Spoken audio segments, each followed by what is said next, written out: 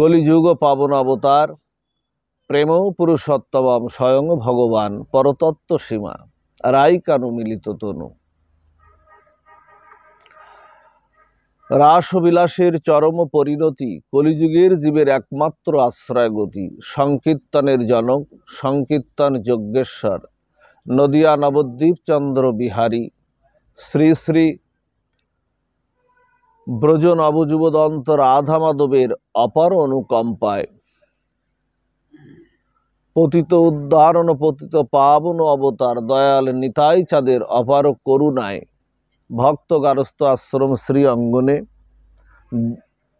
বিদেহী আত্মার কল্যাণার্থে হরিকথা অনুষ্ঠানে বাইরের লোক আজকের এই সুমঙ্গল সুভাগবত রজনীতে যে সকল সাধুগুরু বৈষ্ণব মণ্ডলীর সুধী সজ্জন জগৎমাতার অংশভূতা কল্যাণিয়া মাতৃমণ্ডলী যারা অপ্রাকৃত অনিন্দ সুন্দর শ্রী ভগবানের কথা গুরু মাধুর্য সুধা শ্রবণ মানসে ব্রতী হয়ে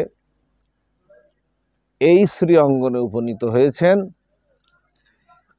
পাঠের প্রারম্ভে তৎপূর্বে পরমারাধ্য শ্রী গুরু মহারাজ মহন্ত মহারাজ নিত্যলীলায় প্রবিষ্ট শ্রী গুরু মহারাজের চরণ বন্দনাপূর্বক আপনারা যারা এই শ্রী অঙ্গনে উপনীত হয়েছেন আপনাদের সকলের চরণে সশ্রদ্ধ দণ্ডবৎ প্রণতি নিবেদন পূর্বক যৎকিঞ্চিৎ ভাগবতীয় পাঠে প্রবিষ্ট হচ্ছে।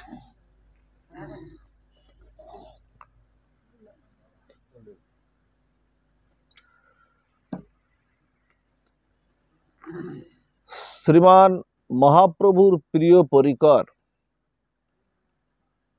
গৌড়ীয় বৈষ্ণব আচার্য কুলতিলক শ্রীল কৃষ্ণদাস কবিরাজ গোস্বামী বিরচিত তদীয় গ্রন্থ রত্নে চৈতন্য চরিতামৃতের পরেই আমাদের আজকের আলোচনা। আমরা আলোচনায় আস্বাদন করব কৃষ্ণদাস কবিরাজ গোস্বামী গ্রন্থকার বলছেন যে বেদ ও শাস্ত্র কহে সম্বন্ধ অবিধেয় প্রয়োজন।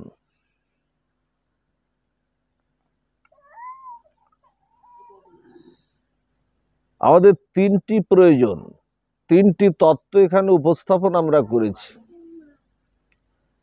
খেয়াল দিন মা, এখন আর অন্য কোনো কথা না, কিছুক্ষণের জন্য এই দিকে দৃষ্টি দিন বা শ্রবণ করুন। বলছেন যে বেদ শাস্ত্র আমাদের জানাচ্ছেন যে সম্বন্ধ অবিধেয় প্রয়োজন। সম্বন্ধ কি? সম্বন্ধটা আমাদের কাদের সাথে? সম্বন্ধ হলো কৃষ্ণ ভগবান শ্রীকৃষ্ণের সাথেই আমাদের প্রকৃত সম্বন্ধ, কিন্তু আমরা করে ফেলেছি স্ত্রী পুত্র বিত্ত বৈভব ঐশ্বর্য মার্গে আত্মীয় স্বজনের সাথে সম্বন্ধটা করে ফেলেছি। কৃষ্ণের সঙ্গে প্রকৃত সম্বন্ধটা আমাদের হয়নি। তাই শাস্ত্র বলছে তোমাকে আগে সম্বন্ধটা নিরূপণ করতে হবে। তোমাকে যদি ধর্ম জগতে আগে প্রবেশ করতে হয় তাহলে তোমাকে আগে বুঝতে হবে যে প্রকৃত সম্বন্ধটা এই দেবদুর্লভ এই মনুষ্য জন্ম পেয়ে প্রকৃত সম্বন্ধটা কার সাথে করতে হবে। তাই বলছেন সম্বন্ধ হলো কৃষ্ণ, অভিধেয় হলো ভক্তি, প্রয়োজন হলো প্রেম। বোঝা গেছে মা? তিনটে জিনিস। সম্বন্ধ কার সাথে? আমার স্ত্রী পুত্রের সঙ্গে এরা থাকবে বাহ্যিকভাবে সবকিছু, কিন্তু প্রকৃত সম্বন্ধটা আত্মার যে তিনি পরমাত্মা স্বরূপ উনি আছেন, প্রকৃত সম্বন্ধটা হলো সেই গোবিন্দের সঙ্গে যিনি চিৎকণ রূপে আমার ভিতরে অবস্থান করছেন, যার কারণে আমার হাত পাগুলো নড়ছে, তার উপস্থিতির কারণেই আমার চোখটা আপনাদেরকে দেখতে পাচ্ছে, আমি আমার বদন দিয়ে কথা বলতে পাচ্ছি। এই সম্বন্ধটা প্রকৃত হলো কৃষ্ণের সাথে। আর আমাদের সেই কৃষ্ণের কাছে পৌঁছাতে হলে দরকার কি? অভিধেয়। অভিধেয় অর্থাৎ কি? ভক্তি। আর প্রয়োজন কি? আমরা আস্বাদন যখন কৃষ্ণকে করতে পারবো তখন প্রয়োজন হলো প্রেম। প্রেম ছাড়া আস্বাদন করা যাবে না। আপনি যতই চেষ্টা করুন, ভগবানের প্রেম ছাড়া আপনি আস্বাদন করতে পারবেন না। সারা জীবন ভজন করে যদি প্রেম না আসে, তাহলে আস্বাদন করা ভগবানকে যায় না। তাই বেদশাস্ত্র আগে জানাচ্ছেন যে সম্বন্ধটা নিরূপণ করতে হবে। সম্বন্ধ কাকে বলে? আমরা এখানে নিজেরা তো সবাই, এই জন্য আমরা একটু ভেঙে ভেঙে আমরা আলোচনা করি। কাকে বলে সম্বন্ধ? বলছে যে দুটি সজাতীয় বস্তু পরস্পরের মধ্যে বিশেষ ভাববন্ধনে আবদ্ধ হওয়াকেই বলে সম্বন্ধ। বোঝা গেছে কথাটা? দুটি একই বস্তু পরস্পরের মধ্যে বিশেষ ভাববন্ধনে আবদ্ধ হওয়াকেই বলে সম্বন্ধ। সজাতীয়ের সঙ্গে সজাতীয়ের সম্বন্ধটা হয়, সজাতীয়ের সঙ্গে বিজাতীয়ের সম্বন্ধটা কখনো হয় না। তেমনি শ্রী ভগবান সেই রসরাজ আনন্দ ঘন চিদানন্দ ঘন ওই সচ্চিত আনন্দময় প্রেমমূরতির সাথে, অখণ্ড অদ্বয় জ্ঞানতত্ত্ব ওই প্রেমমূরতির সাথে আমাদের সম্বন্ধটি হলো স্বজাতীয়। আর স্ত্রী পুত্র বিত্ত বৈভব এই ক্ষণভঙ্গুর এই পৃথিবীর সঙ্গে আমাদের সম্বন্ধটি হলো বিজাতীয়, যা কোনো কালেই বজায় রাখা যায় না। আমরা সম্বন্ধটিকে বজায় রাখতে পারি সারা জীবন? আজ যে আছে কাল সেও অনুপস্থিত, বজায় রাখা যায় না। এই জন্য বেদশাস্ত্র আমাদের জানাচ্ছেন তোমাকে আগে সম্বন্ধটি নিরূপণ করতে হবে। দেখুন দৃষ্টান্ত দিচ্ছে, একটু জলে যদি আপনি আর একটু জল ঢেলে দেন, কি হয় মা? জল আর জল একই বস্তু না? বলি যে একটু জলে আপনি আর একটু জল ঢেলে দিলেন, জল আর জল একই বস্তু বলিও তো মিশে যায়। আচ্ছা একটু জলে যদি আপনি একটু তেল ঢেলে দেন, একটু তৈলধারা ঢেলে দেন, ও কি মেশে? কি মেশে না তো। ওই যে বিজাতীয় বস্তু, তেমনি গোবিন্দ জানাচ্ছেন তোমাদের সঙ্গে আমার সম্পর্কটি হলো স্বজাতীয়। আর এই ক্ষণভঙ্গুর এই পৃথিবীর সঙ্গে এবং এই সংসারের সঙ্গে তোমাদের সম্বন্ধটি হলো বিজাতীয়, যা কোনো কালেই বজায় রাখা যায় না।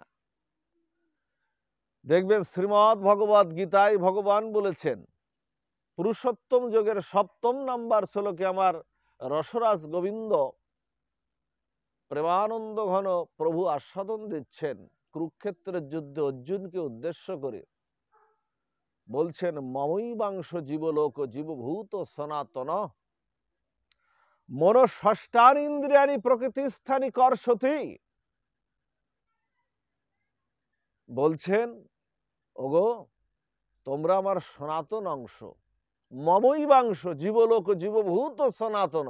বলছেন যে তোমরা আমার সনাতন অংশ, গোবিন্দের একটি অংশ না, পরমাত্মা স্বরূপে চিৎকণ স্বরূপে আমার মধ্যে আছেন। অনু চৈতন্য চিৎকণ স্বরূপে বিভু চৈতন্য রূপে আমার মধ্যে উনি আছেন। তাই তো আমার নড়াচড়া, তাই তো আমার চলাফেরা, তাই তো আমার কথা বলা, উনি চিৎকণ রূপে আছেন। এই জন্য বলছেন গোবিন্দের সঙ্গে আমাদের সম্বন্ধটি হলো নিত্য শাশ্বত চিরন্তন। গোবিন্দের সঙ্গে আমাদের সম্পর্ক হলো চিরন্তন। গোবিন্দের সঙ্গে আমাদের সম্পর্কটা হলো অবিনাশী, যা কখনো বিনাশ হয় না।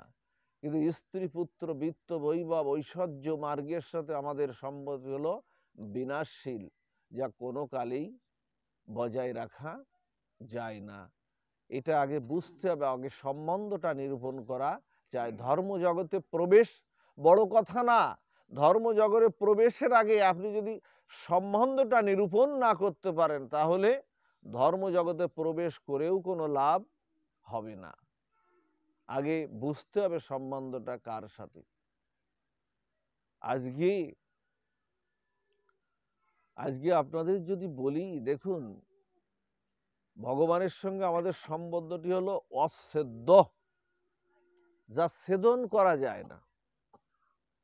আমার এই দেহ থেকে না, আমার এই দেহ থেকে আমার এই হাত পা চক্ষু কর্ণগুলো এগুলো ছেদন করা যায়, অস্ত্র দ্বারা এগুলো ছেদন করা যায়। কিন্তু আপনাদের যদি কাউকে বলি আপনাদের ভিতরে একটু বিবেকটা কেটে দেন, তো বলবেন বাবা ওটা তো দেওয়া যায় না। তেমনি ভগবানের সঙ্গে আমাদের সম্পর্কটা হলো অচ্ছেদ্য, আর সংসারের সঙ্গে আমাদের সম্পর্কটা হলো ছেদ্য, যা কোনো কালেই বজায় রাখতে পারি না।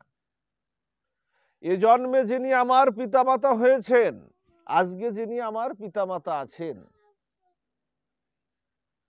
আগামী জন্মে দেবদুর্লভ এই মনুষ্য জন্ম, হরি বলা মনুষ্য জন্মটা কি দেবতারও দুর্লভ, দেবতারাও এই সৌভাগ্যটা পায়নি। আমরা যে মনুষ্য জন্ম পেয়েছি, হরি বলা এই মনুষ্য জন্ম পেয়েছি, দেবতারাও এই জন্মটা লাভ করতে পারেননি। তাদেরও অনুমতি নিতে হতো। পরীক্ষিত মহারাজের সেই সভায় শুকদেব গোস্বামী যে সভায় ভাগবতের অধিবেশন হয়েছিল, ভাগবতের কয়টা অধিবেশন হয়েছিল?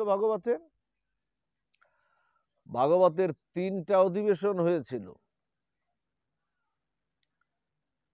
তার মধ্যে একটা ছিল এই শুকদেবপাদ গোস্বামী পরীক্ষিত সভায়।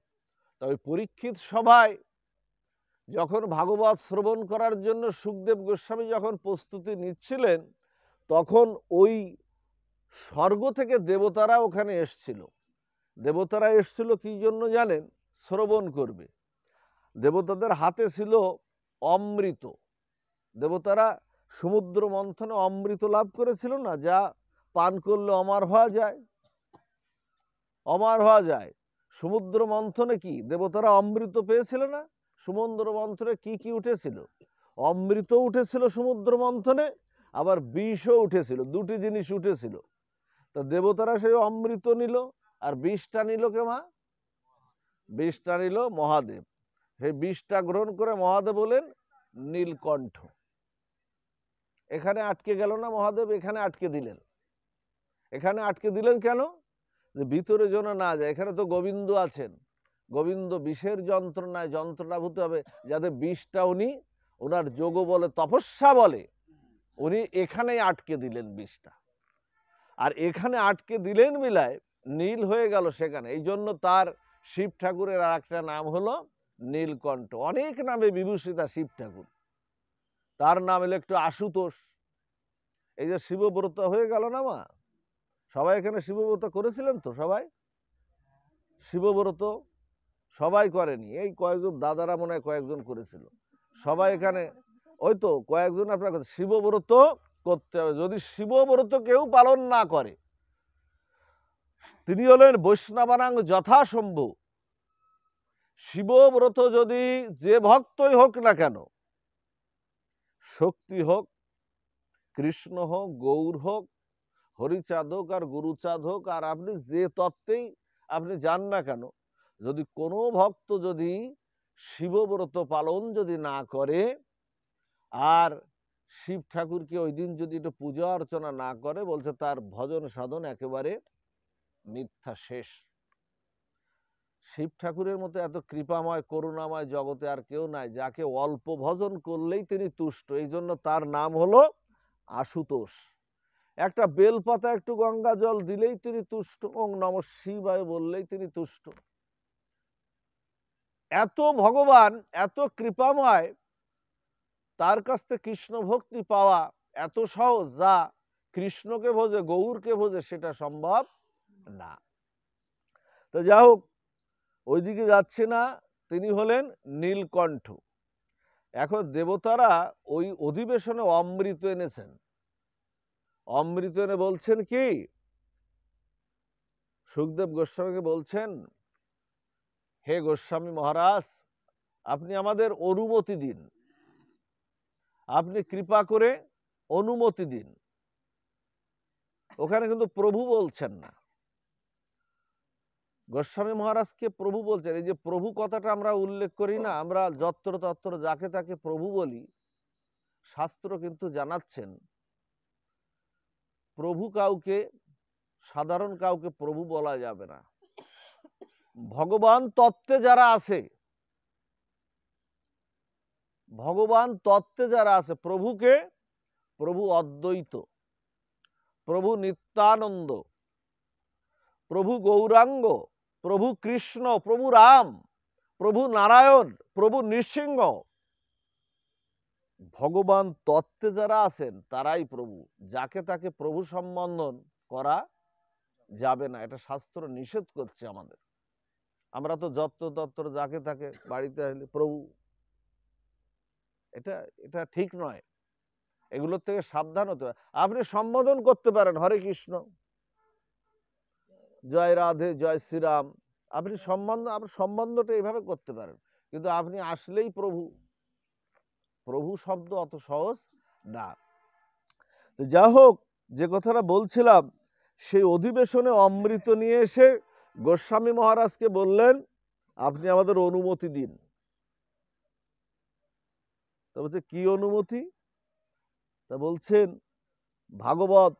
ভাগবত শ্রবণের অনুমতি দিন। আচ্ছা, এখানে আপনাদের কোনো অনুমতি লেগেছে এই যে আসতে? এখানে তো নিমন্ত্রণ করেছে, কিন্তু বিনা নিমন্ত্রণেও তো অনেকে আসে। ভাগবত পাঠ হবে এই বাড়িতে, দেখবেন এই শ্রবণের জন্য অনেকে বিনা নিমন্ত্রণ। এখানে আসতে গেলে কোনো টিকিট কাটতে হয়েছে আপনাদের? এখানে টিকিট কেটে ঢুকতে হয়েছে না। এখানে এসেছেন, বসিয়েছেন আদর করে গৃহকর্তা আপনারা এখানে, কিন্তু দেবতারা অনুমতি চাচ্ছেন কেন? দেবতারা অনুমতি চাচ্ছেন কেন? দেবতারা বলছেন অনুমতি দিন। কি অনুমতি? ভাগবত শ্রবণের অনুমতি দিন। তার মানে দেবতাদের, আমাদের যে অধিকার আমরা প্রাপ্ত হয়েছি, দেবতারাও এই অধিকার প্রাপ্ত হননি। তাই বলছেন দেবদুর্লভ এই মনুষ্য জনম, দেবতাদেরও দুর্লভ, যা দেবতারা প্রাপ্ত হননি। বলছেন আপনি আমাদের অনুমতি দিন, আমরা পরীক্ষিত মহারাজকে অমৃত পান করাবো। বলছে তাতে লাভটা কি হবে? তা লাভটা হবে এই যে, দেখুন কি যুক্তি দিচ্ছে, লাভটা হবে এই, আমরাও অমৃত পান করাবো পরীক্ষিত মহারাজকে। পরীক্ষিত মহারাজের 7 দিন পরেই তো তক্ষক সাপের দংশনে মৃত্যু হবে, অভিশাপ ছিল তো। এখন তক্ষক সাপের দংশন, ওর আর মৃত্যুটা হবে না, ওর আর মৃত্যুটা হবে না, আর সেই জন্য ওকে অমৃত পান করাবো। আর সেই অনুযায়ী আপনি আমাদেরকে ভাগবত শ্রবণের অনুমতি দিন। গোস্বামী মহারাজ উনি হাসছেন, সুখদেব গোস্বামী মহারাজ স্মিত হাসছেন, বলছেন কোথায় কাচের টুকরা আর কোথায় সোনার টুকরা? বলছে ফিরে যাও তোমরা, তোমাদের এই সৌভাগ্য হয়নি। আর পরীক্ষিতকে শুনেই দেখো। বলছেন পরীক্ষিতকে শুনেই দেখো ও গ্রহণ করে কিনা। পরীক্ষিত কাছে এই প্রস্তাব যখন দিলেন, তখন বলছেন আমি 1000 বছর বেঁচে থেকে কি করব? আমি 1000 বছর বেঁচে থেকে আমার তো লাভ নাই। আমি 1000 বছর বাঁচতে চাই না, 100 বছর বাঁচতে চাই না। বরং যদি একদিন আমি একদিন কৃষ্ণ কথা শ্রবণ কীর্তন করে, একদিন যদি গোবিন্দের প্রসাদ আমি গ্রহণ করে, একদিন গোবিন্দের অর্চনা বন্দন আদি করে আমার জীবনটা যদি অতিবাহিত করতে পারি, আর মৃত্যুকালে অন্তকালে যদি গোবিন্দের কথা শুনতে শুনতে, গোবিন্দের এই গুণকথা শুনতে শুনতে আমি যদি আমার মৃত্যুটাও হয়, আমি যদি সেবায় যেতে পারি, সেটাই আমার সার্থক। গ্রহণ করলেন না, অমৃত গ্রহণ করলেন না। এই হলো ভাগবত কথা। তা যে কথা বলছিলাম, এ জন্মে যিনি আমার পিতামাতা হয়েছেন, আমি যদি আবার আপনাদের মতো শুদ্ধ সাধুগুরু বৈষ্ণবের কৃপায়, ভক্ত কৃপায় আবার যদি এই হরিবলা মনুষ্য জন্মটা আমি লাভ করতে পারি, গুরু কৃপায় বা আপনাদের মতো শুদ্ধ ভক্ত কৃপায় যদি পারি, আজকে যিনি আমার পিতামাতা আছেন, আগামী জন্ম যদি আমি পাই, এরাই যে আমার পিতামাতা হবেন তেমনটা কিন্তু নয়। আর কিন্তু ভগবান আমার জন্ম জন্মান্তরের চিরদিনের চিরসাথী, তিনি আমাকে কখনো ছেড়ে যান না। এই জন্য ভগবানের সাথে আমাদের সম্বন্ধটি হলো অচ্যুত।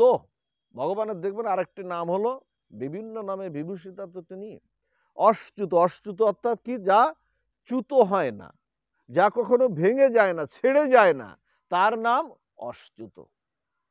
আমি ভগবানকে হারিয়ে ফেলেছি, ভগবান আমাকে হারাননি। জানেন, জীবের লাগিয়া কাঁদেন প্রভু উচ্চ স্বরে। আমার চৈতন্য মহাপ্রভু আমাদের জন্য তিনি উচ্চ স্বরে ক্রন্দন করছেন। কেন? ও তো আমার চরণেই ছিল, অপরাধের কারণে ছিটকে পড়েছে এই পৃথিবীতে। গোবিন্দের বা মহাপ্রভুর আমাদের যতটা না মহাপ্রভুকে প্রয়োজন, গোবিন্দকে প্রয়োজন, আমার রাধা ঠাকুরানীকে প্রয়োজন, আমাদের যত না চেষ্টা, যত না প্রয়োজন, গোবিন্দের প্রয়োজন, রাধারানী আর চৈতন্য মহাপ্রভুর প্রয়োজন আমাদের থেকে আরো কোটি গুণ বেশি। তাই তো তিনি কাঁদছেন উচ্চ স্বরে, বলছে এমনি ছোট ছোট উচ্চ স্বরে আমার চৈতন্য মহাপ্রভু কাঁদছেন, আমাদেরকে আবার ওনার চরণে উনি নেবেন। তাই বলছেন, আমি ভগবানকে হারিয়ে ফেলেছি, ভগবান আমায় হারাননি। তো আমি ভগবান থেকে দূরে সরে যেতে পারি, ভগবান আমার হতে দূরে সরে যান না তো, তিনি আমার হাতটা ছাড়েননি তো, হাত উনি ধরে আছেন। কবে যাব? কবে যাব? দেখুন, দৃষ্টান্ত দিচ্ছেন। একটা না রথের মেলা হচ্ছে, রথের মেলা, এই যে ভাটপাড়া জগন্নাথ ধামে যে রথের মেলা হয় না, আপনারা তো অনেকেই সেখানে যান। এই রথের মেলায় এক মায়ের হাত ধরে তার একটা ছেলে, শিশু সন্তান, পুত্র সন্তান না, রথের মেলায় এসেছে। রথের মেলায় দেখবেন হরেক রকমের মনোহারী দোকান টোকান, হরেক রকমের মনোহারী দোকান বসে, আকর্ষণ করে। মনোহারী কথাটা তো সুন্দর, মনকে যা হরণ করে তার নাম হলো মনোহারী, মনকে হরণ করে। আমাদেরও তো হরণ করেছে, স্ত্রী ভালো লাগে, পুত্র ভালো লাগে, ভালো ভালো বাড়ি ভালো লাগে, ব্যাংক ব্যালেন্স ভালো লাগে, ভালো ভালো গাড়ি ভালো লাগে, তাই না? স্ত্রী পুত্র পরিজন ভালো লাগে। এই ভালো লাগাটাই হলো আমাদের মনোহারী, মনোহারী মায়া কামনা বাসনা, এই ভালো লাগাটা। তাই রথে যখন হরেক রকমের যখন দ্রব্যাদি উঠেছে, ওই ছেলেটাকে আকর্ষণ করেছে ওই মনোহারী দোকানের দিকে, মনোহারী দোকানের দিকে আকর্ষণ হচ্ছে। কখন যে ও মায়ের হাতটা ছেড়ে দিয়ে ওই মনোহারী দোকানের দিকে ছুটেছে, ওর আর খেয়াল আর নাই, ঘুরছে। হঠাৎ করে মা দেখছে তার ছেলে তার হাতে নাই। মা পাগলের মতো, পাগল পারা হয়ে, আচ্ছা কারো সন্তান যদি রথের মেলায় হারিয়ে যায়, কোনো মা কি ঠিক থাকতে পারবে? মা পাগলের মতো পাগল পারা হয়ে খুঁজছে ছেলেকে। আর ওই ছেলেটি না মাকে হারিয়ে না কাঁদছে, একটি জায়গায় বসে কাঁদছে। তা আপনাদের মতো সুরত কোনো স্বজন ব্যক্তি বলছেন, বাবা খোকা তুমি কাঁদছো কেন? তা বলছে, আমি মাকে হারিয়ে ফেলেছি। তা বলছে, ভুল বললে বাবা, মা কি কখনো হারায়? বাবা কি কখনো হারায়? মা তো পথঘাট চেনে, গ্রামের পথঘাট, বেলার পথঘাট তো মা চেনে, বাবা চেনে। হারিয়েছো তুমি, দোষ দিচ্ছ বাবার। আর শোনো, তুমি হারিয়ে, মাকে হারিয়ে যত না উৎকণ্ঠিত, তোমাকে হারিয়ে তোমার মা আরো কোটি গুণ উৎকণ্ঠিত হয়ে পাগলের মতো পাগল পারা হয়ে তোমাকে খুঁজছে।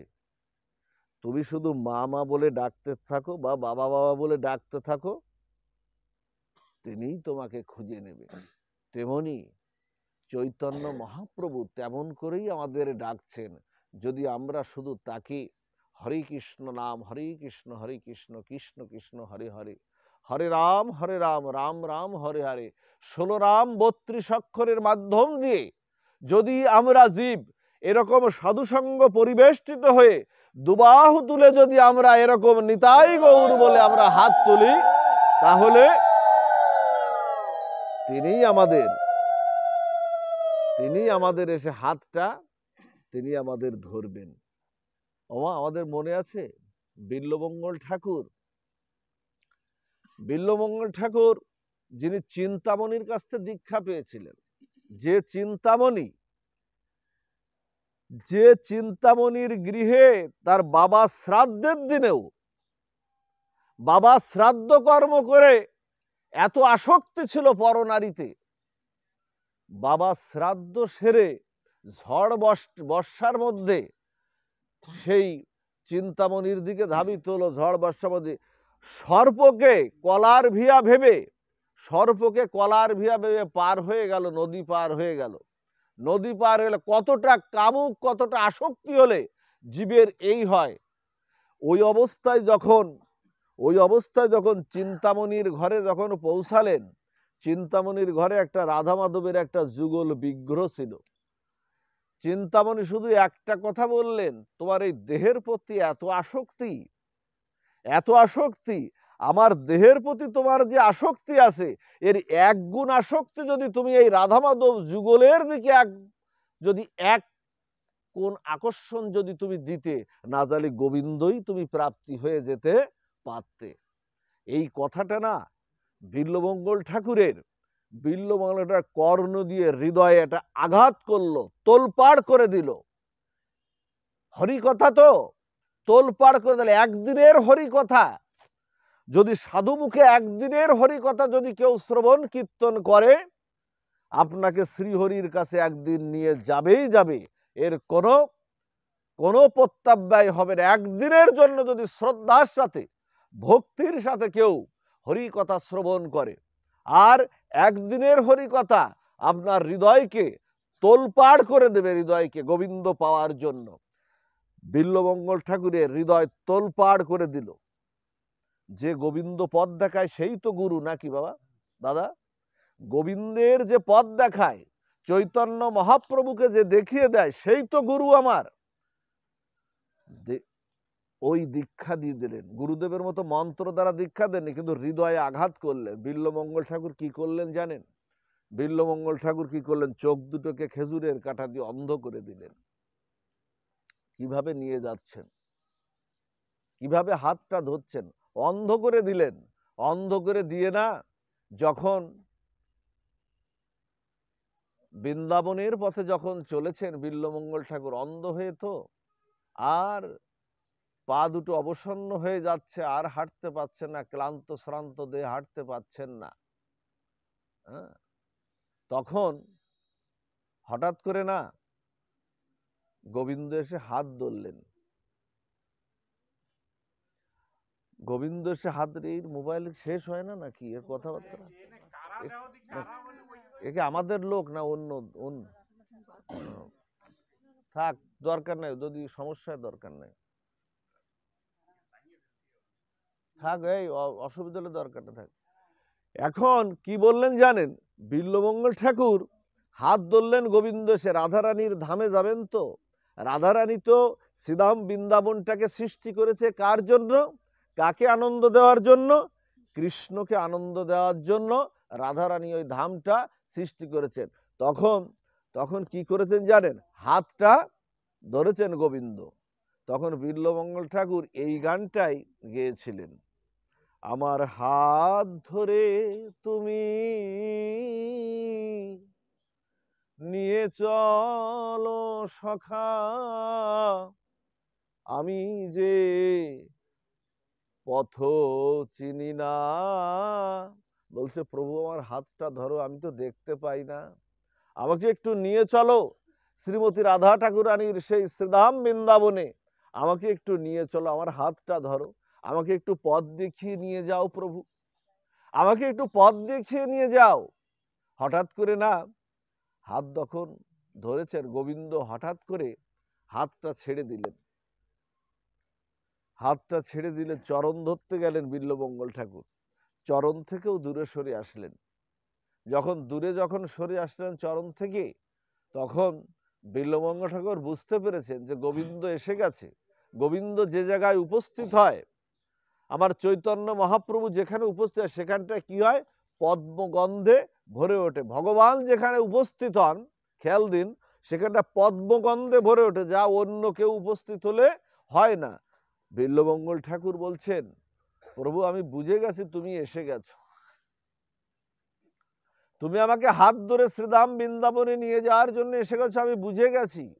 তুমি হাত ধরলে হাত ছাড়িয়ে নিতে পারো, চরণ ধরলে দূরে সরে যেতে পারো, কিন্তু আমার হৃদয় থেকে তুমি সরে যাও তো দেখি তুমি কেমন ভগবান। বলছো তুমি কেমন ভগবান, আমার হৃদয় থেকে তুমি সরে যাও তো। নিয়ে গেলেন শ্রীধাম বৃন্দাবনে।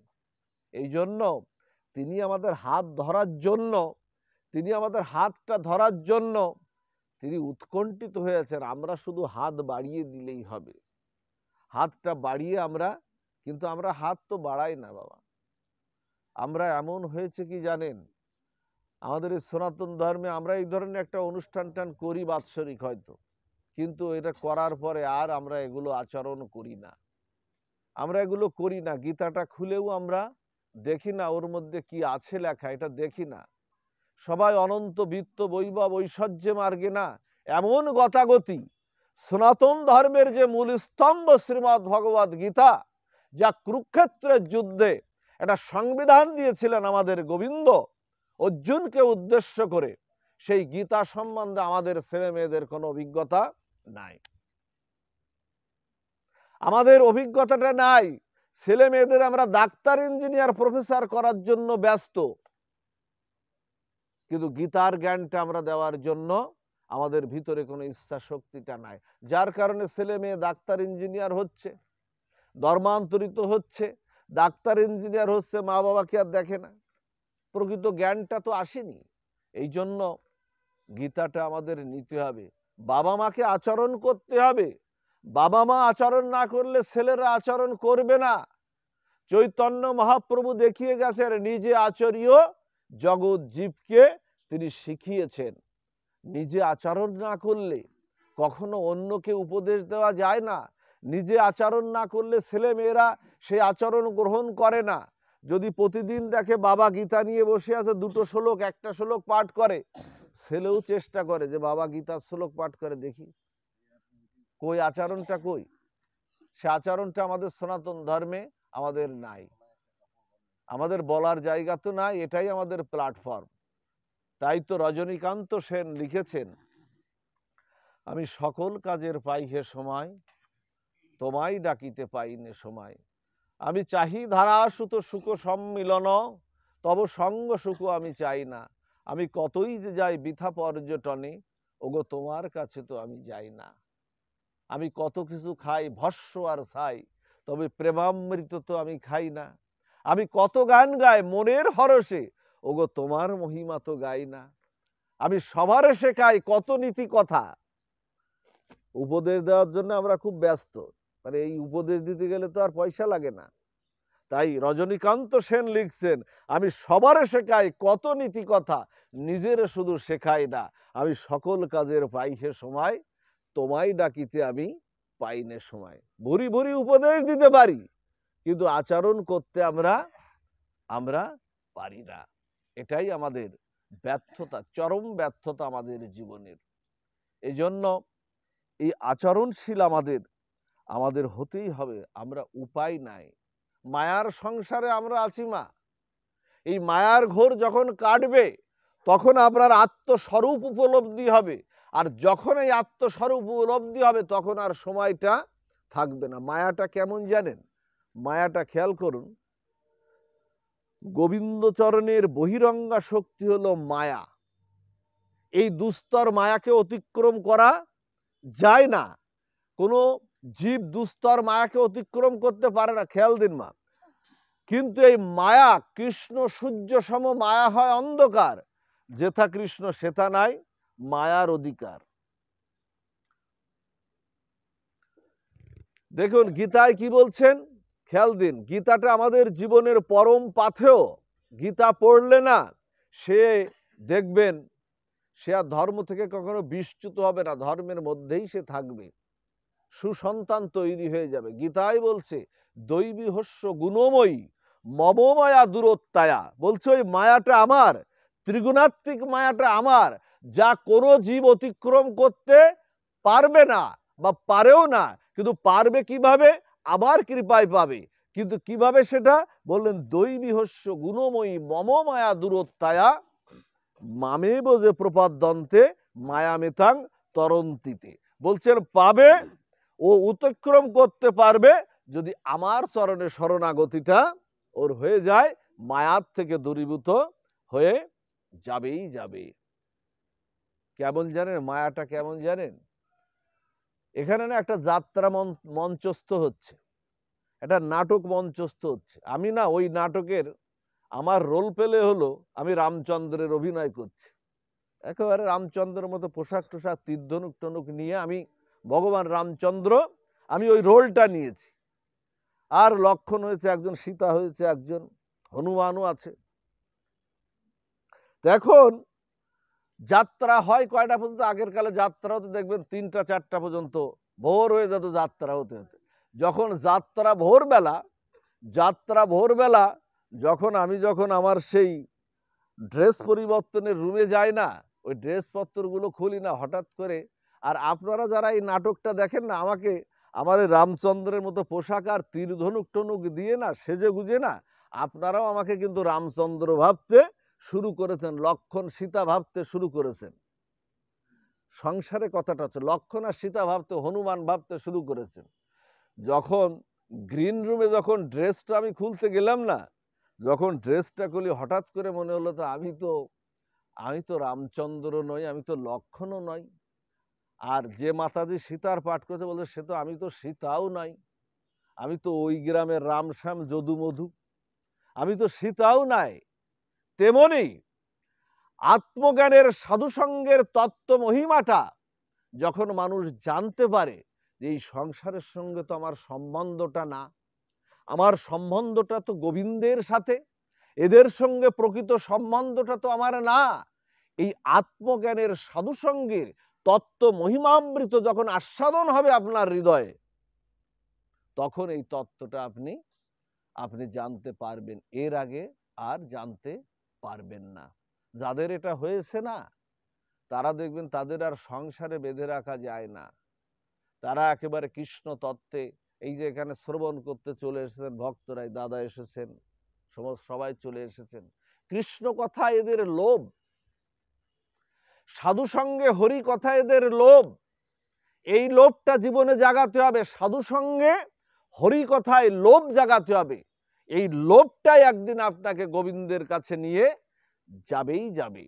আর এই তত্ত্বে যারা মহিমান্বিত হয়েছেন দেখবেন তাদের বেঁধে রাখা কখনো যায় না, শত কাজ উপেক্ষা করে তারা চলে আসবেই।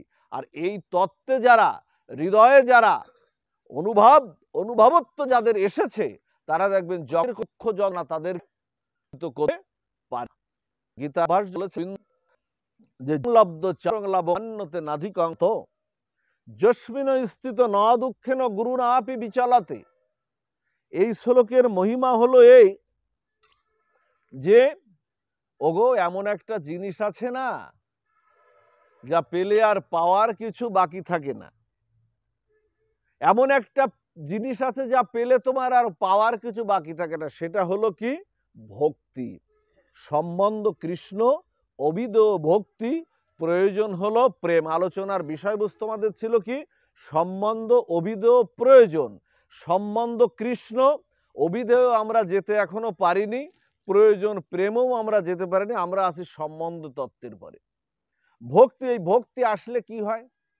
আমার শ্রীবাস ঠাকুরের শ্রী আঙ্গিনায় আমার চৈতন্য মহাপ্রভু কীর্তন করতেন না, এই যে নামযজ্ঞের শুভারম্ভটা হয়েছিল মা কোথার থেকে? যদি আপনাদের কেউ বলে বাবা নামযজ্ঞটা তোমাদের কোথার থেকে শুরু হলো, তখন কি উত্তর দেবেন? বলবেন শ্রীবাস আঙ্গিনার থেকে। একেবারে বীর দর্পে উত্তর দেবেন যে শ্রীবাস আঙ্গিনার থেকে চৈতন্য মহাপ্রভু এই হরিনাম যজ্ঞ শুরু করেছিলেন। তার উদ্দেশ্য ছিল এই শ্রীবাস আঙ্গিনার থেকে জীবের প্রত্যেকটি ঘরে ঘরে এই হরিনামকে পৌঁছে দেয়া। তাই তিনি বলেছিলেন যে শোনো মিশ্র কলিযুগে নাহি তব যজ্ঞ, যে জনা কৃষ্ণ ভজে তার মহা ভাগ্য। অতএব তুমি গৃহে কৃষ্ণ ভজ গিয়া। মহাপ্রভু কিন্তু বলেননি যে প্ল্যাটফর্মে কৃষ্ণ ভজার কথা, নামযজ্ঞের আসরে কৃষ্ণ, ওখান থেকে তোমাকে দীক্ষা নিতে, ওটা শ্রীবাস আঙ্গিনা। অতএব তুমি গৃহে কৃষ্ণ ভজ গিয়া, কুটিনাটি পরিয়ারি একান্ত হইয়া, সাধ্য সাধন তত্ত্ব যা কিছু সম্বল। বলছেন খেয়াল দিন মা, কত বড় কলিযুগের এই হরিনামে কত বড় প্রেম, কত বড় ভক্তি। বলছেন 64 ভজনাঙ্গ সেবা, নববিধা ভক্তি আর পঞ্চাঙ্গ সেবার রসটা বিগলিত করে আমি ওই হরে কৃষ্ণ মহামন্ত্রের মধ্যে আমি দিয়ে দিয়েছি। একটা মোবাইলের মধ্যে দেখবেন 1200 টাকার একটা মোবাইলের মধ্যে অনেকগুলো ফাংশন আছে না, অডিও, সিডিও, ভিডিও, ক্যামেরা, এই এই ফাইল ম্যানেজার, তা অনেক কিছু আছে না। তেমনি চৈতন্য মহাপ্রভু ওই রকম মোবাইলের মতো আমাদের যে পূর্ব ভজন ছিল 64 ভজনাঙ্গ, নববিধা ভক্তি আর পঞ্চাঙ্গ সেবার রসটা বিগলিত করে বললেন হরের নাম, হরের নাম, হরের নামইব কে বলম, কলৌ নাস্তব্য নাস্তব্য নাস্তব্য গতিরন্নাথা। বলছেন তোমাকে অন্য যুগে 3 বার বলছেন যে হবে না, অন্য যুগের উপাসনা তোমার দরকার নাই, তুমি এই যুগে যদি তুমি শুধু হরে কৃষ্ণ মহামন্ত্র যদি তুমি জপ করতে পারো, তাহলে চৈতন্য মহাপ্রভু তোমাকে হরিদাস ঠাকুরের মতো তোমাকে কোল তিনি দেবেনই দেবেন। একেবারে এই হরে কৃষ্ণ মহামন্ত্রের মধ্যে রাধা প্রেম, ব্রজপ্রেম যা কোনো কালে অন্য কোনো যুগে ছিল না, চৈতন্য মহাপ্রভু দেননি। তাই কি বলছেন যে শোনো মিশ্র কলিযুগে নাহি তব যোগ্য, যে জনা কৃষ্ণ ভজে তার মহাভাগ্য। অতএব তুমি গৃহে কৃষ্ণ ভজ গিয়া, কুটিনাটি পরিহারী একান্ত হইয়া, সাধ্য সাধন তত্ত্ব যা কিছু সম্বল, হরিনাম সংকীর্তনে মেশালাম সকল। সবকিছু মিশিয়ে দিলেন। সেই হরিনাম আমরা করব না মা? শ্রীবাসাঙ্গিনায় কীর্তন করছেন আমার চৈতন্য মহাপ্রভু, শ্রীবাস ঠাকুরও কীর্তন করছেন। শ্রীবাস ঠাকুরের পূর্ব পরিচয় কি? পূর্ব যুগে তিনি কি ছিলেন মা? শ্রীবাস ঠাকুর পূর্ব যুগে কি ছিলেন? নারদ মুনি ছিলেন, নারদ ঋষি ছিলেন। এই যুগে হয়ে গেলেন শ্রীবাসের অবতার। তা তিনি ছিলেন, কীর্তন করছেন, দুবাহু তুলে কীর্তন করছেন। হঠাৎ করে না, ভক্তি আসলে দেখুন কি হয়, হঠাৎ করে ওই কীর্তনের মাধ্যমে মহাপ্রভু কীর্তন করছেন, নিত্যানন্দ, অদ্বৈত, উদ্ধারণ ঠাকুর, মুকুন্দ দত্ত, সবাইকে নিয়ে কীর্তন করছেন চৈতন্য মহাপ্রভু। হঠাৎ করে শ্রীবাস ঠাকুরের একটা ছেলে ছিল, তার নাম হলো গোপাল। এই ছেলেটা না হঠাৎ করে দেহ রাখলো, কীর্তনের মাঝে হরে কৃষ্ণ মহামন্ত্র শ্রবণ করতে করতে দেহ রাখলো। যখন দেহ রাখলো, চৈতন্য মহাপ্রভু তো অন্তর্যামী ভগবান, তিনি আর কৃষ্ণ নামে আর প্রেম পাচ্ছে না, আনন্দ পাচ্ছে না। তখন কীর্তন স্থমিত করে বলছেন যে শ্রীবাস, গৃহে কোনো অঘটন ঘটলো কি শ্রীবাস? শ্রীবাস এর আগে গিয়ে দেখে ছেলেটা শুয়ে আছে, চলে গেছে আমার ছেলেটা। মালিনী দেবী কাঁদছেন, শ্রীবাসের স্ত্রী হলো মালিনী দেবী, তিনি কাঁদছেন। মালিনী দেবীকে বললেন, শোনো, ছেলে যায় যাক, কিন্তু তোমার এই কান্নার জন্য আমার চৈতন্য মহাপ্রভুর হরিনামে যদি ব্যাঘাত সৃষ্টি হয়, তাহলে ছেলে মরেছে, আমিও কিন্তু গঙ্গায় ডুব দিয়ে মরব। ছেলেও মরেছে, স্বামীও হারাবে। কতটুক ভক্তি হয়েছে, আমার পারবো কি? সেই জায়গায় আমরা গিয়েছি কি? যাইনি। ফুপিয়ে ফুপিয়ে কাঁদছেন। হঠাৎ চৈতন্য মহাপ্রভু বলছে, তোমার কোনো অমঙ্গল হলো কি? তা বলছে, না প্রভু, কোনো অমঙ্গল হয়নি তো। শ্রীবাস ঠাকুর বলছে অমঙ্গল হয়নি তো, যেখানে গৌর সূর্য যেখানে উদিত থাকে, যেখানে নিতাই সূর্য উদিত থাকে, সেখানে কি সূর্যে কখনো আধার নামে? যখন সূর্য ওঠে, সকালে সূর্য উঠলে সূর্যে কখনো আধার থাকে কি বাবা? আধার থাকে না। সূর্যে কখনো আধার, বলতে যেখানে সূর্য আছে সেখানে কি আর আধার নামে? সেখানে কি আর অমঙ্গল হতে পারে?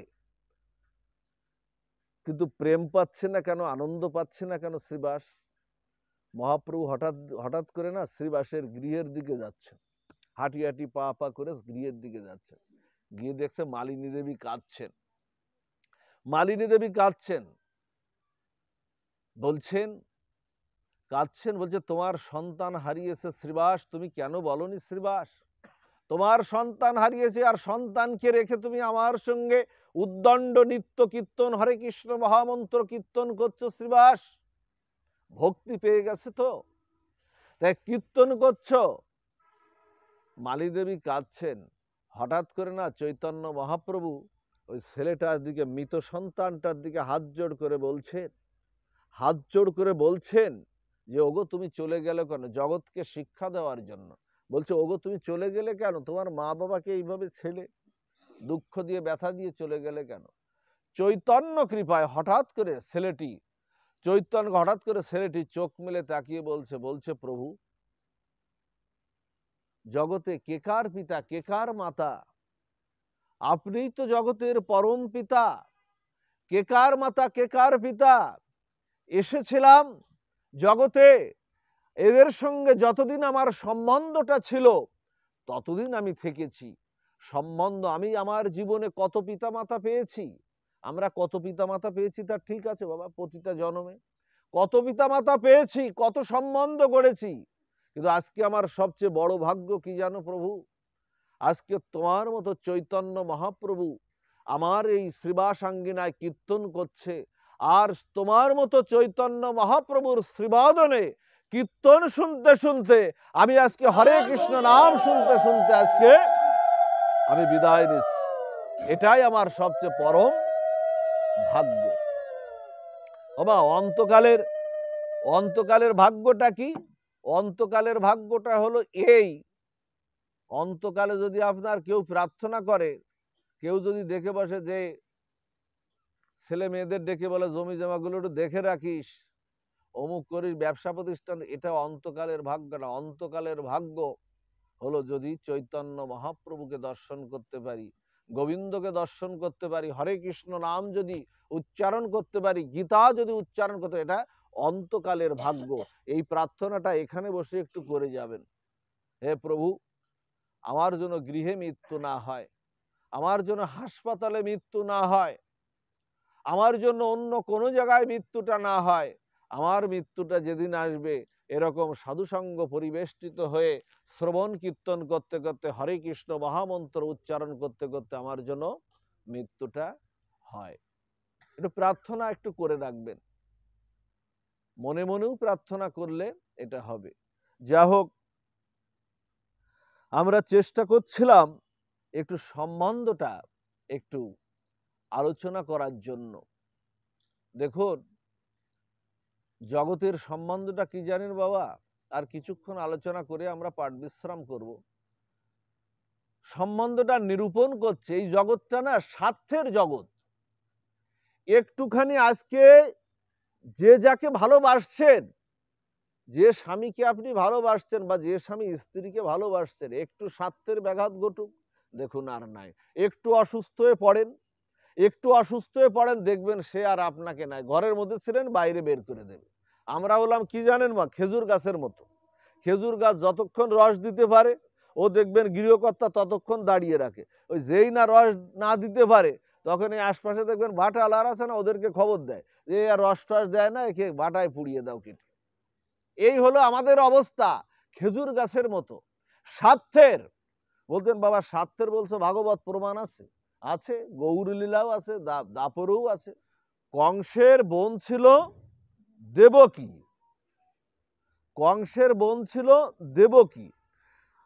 তা দেবকীকে কংস ভালোবাসতো কার মতো? বোনের মতো ভালোবাসতো। যখন বিবাহ উত্তরকালে যখন চলে যাচ্ছে, তখন হঠাৎ করে রথে যখন নিয়ে যাচ্ছে, তখন রথটাকে দাঁড়িয়ে সারথীকে বলছে তুমি একটু নেমে দাঁড়াও তো, স্বার্থের কথা হচ্ছে, তুমি একটু নেমে দাঁড়াও তো। সারথী বলছে কেন প্রভু? তা বলছে আমার বোন তো, কংস বলছে আমার বোন তো, ওকে আমি তো ওকে বোনের মতো না, আমি ওকে কন্যার মতো ভালোবেসেছি, সেইভাবে আদর যত্ন দিয়ে ওকে মানুষ করেছি।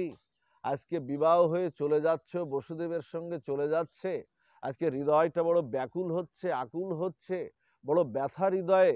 তা আমি এগিয়ে দিয়েছি যতটুকু, আজকে আমি নিজেই রথটা পরিচালনা করে আমি একটু যতদূর পর্যন্ত চোখ যায় এগিয়ে দিয়েছি। আমাদেরও যখন বন্টন যখন বিয়ে হয়েছে, তখন কিন্তু আমাদেরও হৃদয়ে এরকম একটা, দেখবেন দূর থেকে চলে যাচ্ছে, তাও তাকিয়ে তাকিয়ে দেখছে বোনটা ছিল এতদিন, চলে যাচ্ছে। এগুলো হৃদয়ে কিন্তু ব্যথা দিয়েছে। এবং হাঁটতে হাঁটতে গিয়েছো অনেক দূর, বোনটা চলে যাচ্ছে, যতদূর পর্যন্ত গাড়িটা দেখা যায়, যতদূর পর্যন্ত, এগুলো প্রত্যেকের হৃদয়ে বোনটা চলে যাচ্ছে, এতদিন ছিল 20 বছর কি 18 বছর ছিল, একটা ব্যথা অনুভব হয়, এতদিন ছিল কত বন্ধন, কত আদর যত্ন, কত খেলাধুলো, কত কিছু করেছি, চলে যাচ্ছে। ঠিক কংসেরও ঠিক তেমন একটা অনুভব হচ্ছে।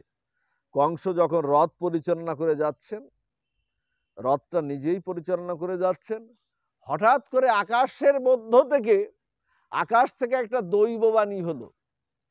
দৈববাণীটা কি ছিল? রে মুড়ো কংস, ওরে যাকে তুই তোর রথে বহন করে এত আদর যত্ন করে রথে বহন করে নিয়ে যাচ্ছিস, এরই অষ্টম গর্ভের সন্তানের হাতে তোর মৃত্যু হবে, সর্বনাশ। এর অষ্টম গর্ভের। এইবার কোথায় গেল ভালোবাসাবাসী? আর এদিকে আলোচনা হচ্ছে, দাদা তোমাকে ছেড়ে যেতে আমারও মন খুব ব্যাকুল হচ্ছে দাদা। হ্যাঁ, আর দেবকী বলছে, আর কংস বলছে তোকেও ছেড়ে দিতে। কত ভালোবাসাবাসি, কত প্রীতি সংসারে, যেটা আমাদের হয়, কত প্রীতি। তোমার মুখ না দেখলে আমি বাঁচি না, এরকম আছে না অনেকে? তোমার বদন না দেখলে আমি এক মুহূর্ত বাঁচি না। বলছে এগুলো ভুয়া। এই যে কথাগুলো না যারা বলে না, এগুলো ভুয়া কথা, এগুলো ঠিক না। ভালোবাসা স্বার্থের জগতে, জগতের ভালোবাসা কামনাবিদ্ধ, বাসনাবিদ্ধ। এ ভালোবাসা ভালোবাসা না। প্রকৃত ভালোবাসা হয় জীবের সাথে গোবিন্দের, গোবিন্দের হয় ভালোবাসা, গোবিন্দের সাথে হয় ভক্তি, তার সঙ্গে হয় প্রেম। এই যে সংসারে ভালোবাসা, এগুলো ভালোবাসা না, এগুলো কাম। আর গোবিন্দের সঙ্গে যে ভালোবাসা, সেটা হলো প্রেম। আত্ম ইন্দ্রিয় প্রীতিবাঞ্ছা তারে বলি কাম, কৃষ্ণ ইন্দ্রিয় প্রীতিবাঞ্ছা ধরে নাম প্রেম। দুই কথাই কবিরাজ কৃষ্ণদাস গোস্বামী এখানে সেরে দিয়েছেন। হঠাৎ করে যখন দৈববাণী হলো, তখন যে তোরই অষ্টম গর্ভের সন্তানের হাতে আমার মৃত্যু হবে, সেই রথটা থামিয়ে একেবারে চুলের মুঠি ধরে তরবারি নিয়ে হত্যা করতে উদ্যত হলো। কোথায় গেল ভালোবাসাবাসী? কোথায় গেল বোনের মতো ভালোবাসা? জগৎকে বলছে, ভাগবত বলছে দেখে নাও, ভাগবত বলছে শিখে নাও, দেখে নাও, শিখে নাও। জগতের ভালোবাসা এই, স্বার্থ ফুরালেই, স্বার্থের একটু ব্যাঘাত ঘটলেই সে আর তোমার সাথে নাই। দেখে নাও, বুঝে নাও, শিখে নাও। ভাগবতের উদাহরণ, জাগতিক কোনো উদাহরণ নয়। এই জন্য জগতের আমাদের ভালোবাসা না, আমাদের ভালোবাসাটা হলো গোবিন্দের সঙ্গে। জগতে যা আমরা ভালোবাসাবাসি করেছি না, মহাকাল যেদিন আসবে না, যে যাকে আঁকড়ে ধরে বাঁচার চেষ্টা করছে, মহাকাল আসবে যেদিন, তখন আমরা তাকে ধরে রাখতে পারবো না। দৃষ্টান্ত দিচ্ছেন, একটি ঢেলার সঙ্গে না আরেকটি কাঁঠালের পাতার সঙ্গে সম্বন্ধ হচ্ছে। আপনারা বলতে পারেন ঢেলার কাঁঠাল কি, কাঁঠালের পাতা কি কথা বলতে পারে? বলছে শাস্ত্র বলাচ্ছে। ঢেলাটা বলছে কি, ঢেলাটা কাঁঠালের পাতাকে বলছে, শোনো যেদিন ঝড় আসে না, সেদিন তুমি তো একটু ভারী, ঢেলাটা তো ভারী, বলে যেদিন ঝড় আসে সেদিন তুমি আমাকে একটু আটকে রেখো, আমি যাতে উড়িয়ে না যাই। কাঁঠালের পাতা তো উড়ে যেতে পারে ঝড়ে, শাস্ত্র কথা বলাচ্ছে ওই দুটো বস্তুকে, বলছে আমি যাতে উড়িয়ে না যাই, সম্বন্ধ হলো। আর ঢেলা বলছে, শোনো যেদিন বর্ষা আসে না, সেদিন আমাকে একটু আচ্ছাদন দিয়ে রেখো, আমি যেন বর্ষার বৃষ্টিতে আমি গলে না যাই, ধুয়ে না যাই। ঢেলা তো মাটি, তো গলে যেতে পারে। দুইজনের মধ্যে সম্বন্ধ স্থাপিত হয়ে গেল, হলো তো দুইজনের সম্বন্ধ স্থাপন। এখন কি হয়েছে, দৈবক্রমে ঝড় আর বৃষ্টি একসঙ্গেই এসেছে। দৈবক্রমে ঝড় আর বৃষ্টি একসঙ্গে এসেছে। এখন কে কাকে বাঁচাবে? কে কাকে বাঁচাবে মা? ঝড়ও এসেছে, বৃষ্টিও এসেছে, কে কাকে? ঝড়ে এবার উড়ে চলে গেল পাতা, আর বৃষ্টিতে ধুয়ে চলে গেল ঢেলার পাতা। তেমনি মহাকাল যেদিন আমাদের সামনে হাতছানি দেবে, মহাকাল যেদিন আসবে, সেদিন জগতের যে সম্বন্ধ গড়েছি, এ সম্বন্ধ আমরা ধরে রাখতে, আমরা কখনো, বাচ্চাগুলো থামান, কখনো আমরা ধরে রাখতে পারবো না। কেমন জানেন, একটু হৃদয়ে একটু অঙ্কন করে দিয়ে, যে আমি যদি হাসপাতালে অসুস্থ হই না, অসুস্থ তো হই, অনেকে হয়েছিলামও, হাসপাতালে যদি অসুস্থ হই না, দেখবেন ভাই না, আমার ভাইটা একদিন দুই দিনে বেশি জাগতে পারে না বা থাকতে পারে না। আমার স্ত্রী যিনি আছেন, তিনিও ওই 2-4 দিনে বেশি আর থাকতে পারেন না, ঘুম এসে যায়। মাও ঠিক একই, গোবিন্দ বলছেন কি জানেন? গোবিন্দ বললেন, হাত তুলে বললেন, ওরে দেখ, তুই যাদের জন্য সবকিছু করলি না, জীবন যৌবন, হ্যাঁ, সবকিছু যাদের, সমস্ত পরিশ্রম যাদের জন্য করলি, তারা তোর জন্য একাধারে 10টা দিন কেউ জাগতে পারলো না, কিন্তু আমি জেগে আছি তোর হৃদয় মাঝারে। আমি যদি ঘুমিয়ে পড়ি না, তোর ঘুম আর ভাঙবে না। এই যে এখান থেকে ভাগবত আস্বাদন করে আপনাদের মতো ভক্ত চরণ দর্শন করে যখন বাড়িতে ফিরবো না, তখন গোবিন্দ আমার চোখেও নিদ্রা দিয়ে বলবে, ওরে সাধুসঙ্গ করে এসেছিস, ভাগবত আস্বাদন করে এসেছিস, ভক্ত চরণ দর্শন করে এসেছিস, তুই ঘুমা, আমি তোর হৃদয় মাঝে জেগে আছি, পাহারাদার হয়ে আমি তোর হৃদয় মাঝে জেগে আছি। তিনি আছেন আমার হৃদয়ে। ওমা, হৃদয়টা ব্যাকুল হয়ে যায় কেমন জানেন? আমরা যখন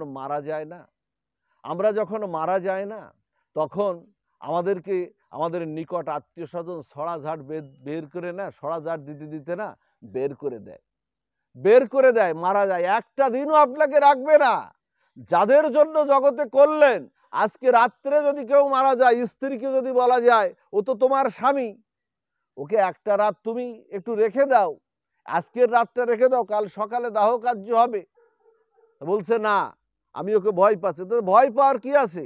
তুমি কতদিন এক খাটে শুয়েছ, কত আলাপ চরিতা হয়েছে, কত সুখ দুঃখের কথা বিনিময় হয়েছে, একটা রাত, আজকের রাতটা রেখে দাও।